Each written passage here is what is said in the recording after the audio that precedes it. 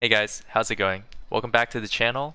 Today we're going to be going over Sin gameplay. It's going to be a VOD review of a game that I played earlier this week.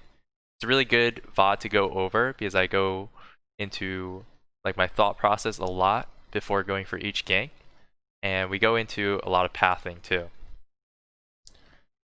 So let's go right into it.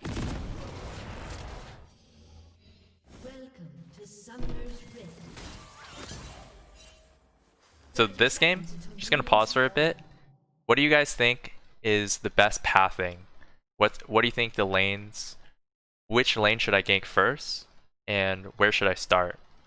So let me know what you guys think. Pause the video, give it some thought, and then you can restart it again. So in this game, we have really good CC in pretty much every single lane. We have really good CC in mid lane, really good CC with Nautilus hooks. Wukong, you need level 6 before he gives, a lot of CC and assistance for ganks. But top lane is still really volatile because it's a melee matchup versus melee matchup, and these two champions are going to be fighting against each other, even starting level 1.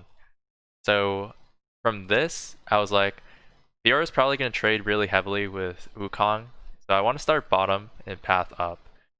And something interesting that I do as well is I don't go for a fast clear top. I go for a 3 camp same side clear because I also want my options to be, can I gank mid lane if LeBlanc is overextended, because Galio has really good gank assistance.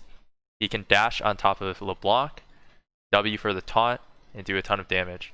Especially if LeBlanc wastes his W anytime in lane, it's really easy to gank Galio with the Galio. So the reason why I didn't start top and path bottom this game was because I was like, I need to make sure that Fiora doesn't snowball onto Wukong.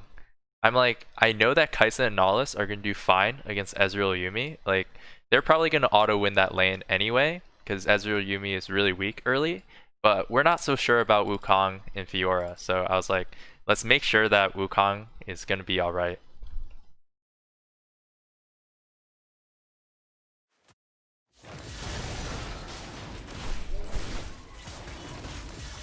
Let me lower the sound. So here you can see that I do the clear, double golems.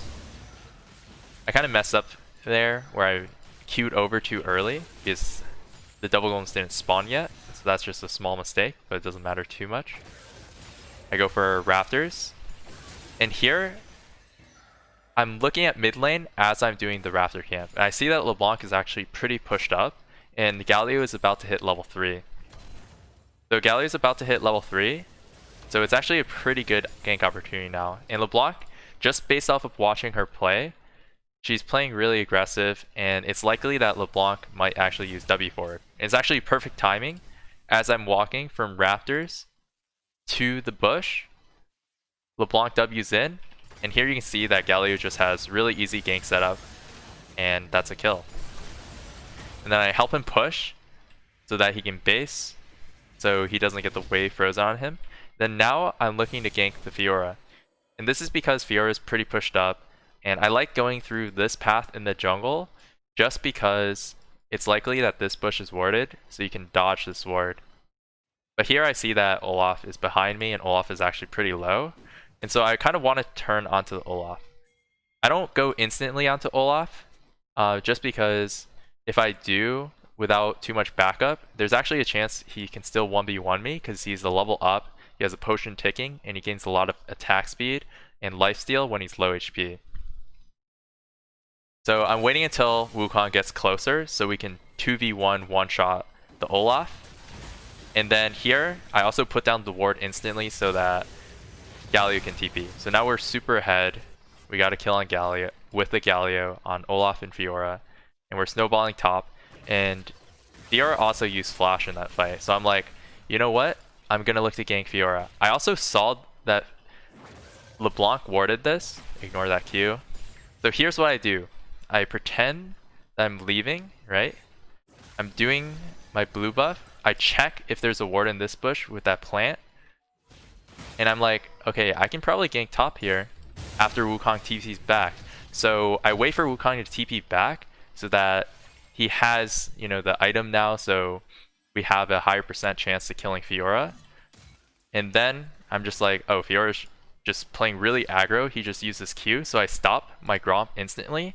That's why it's important to look at the minimap, you know, see if like a champion icon is just dashing forward. Then I instantly look over and I'm like, okay, Fiora just used Q, so we can look for the gank here.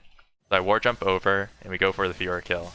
So pretty much multi-step process, knew that this was warded, waited for Wukong to TP back, saw the Fiora go in with a Q, then went for the gank.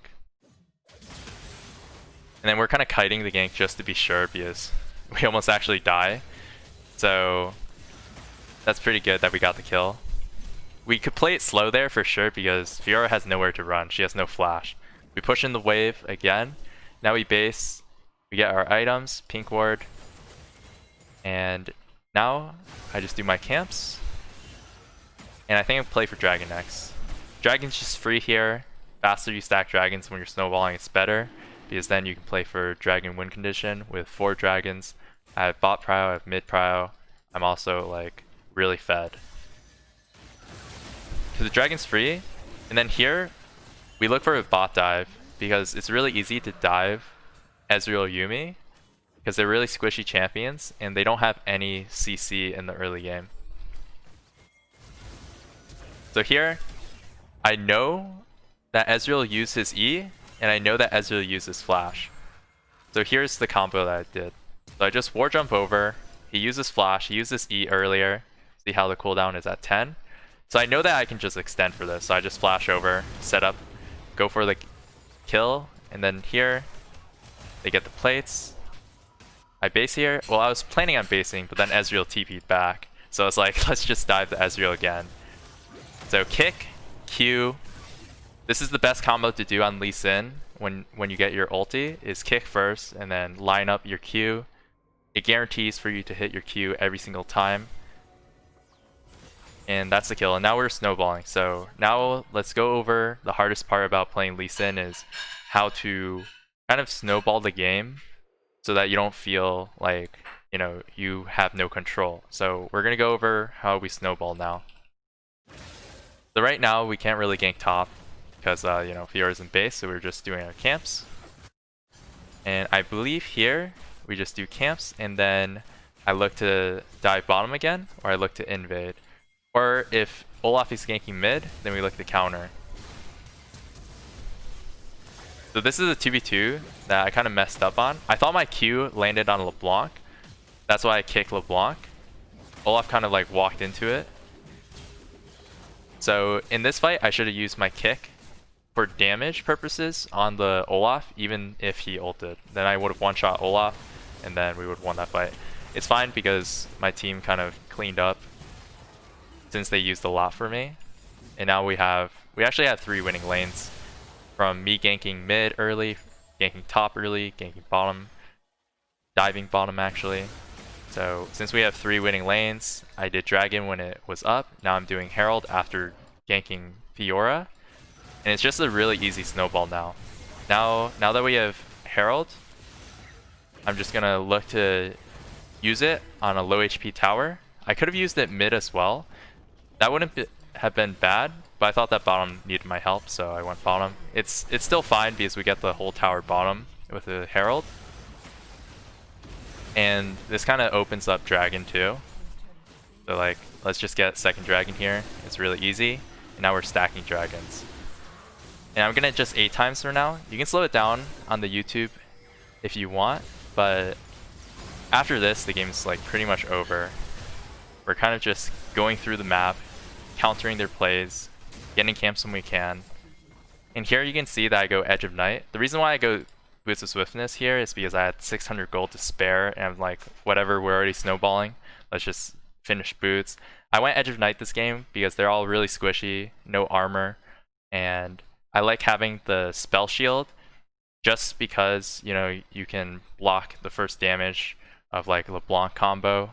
I didn't have to. Literally any item probably would have won me this game, but lethality is generally really good if they're pretty much really squishy and you're snowballing.